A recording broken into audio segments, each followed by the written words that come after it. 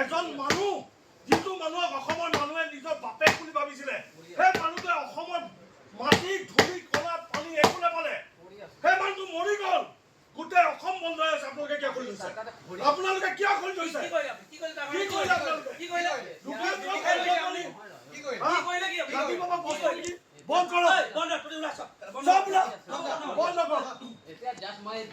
বন্ধ কৰক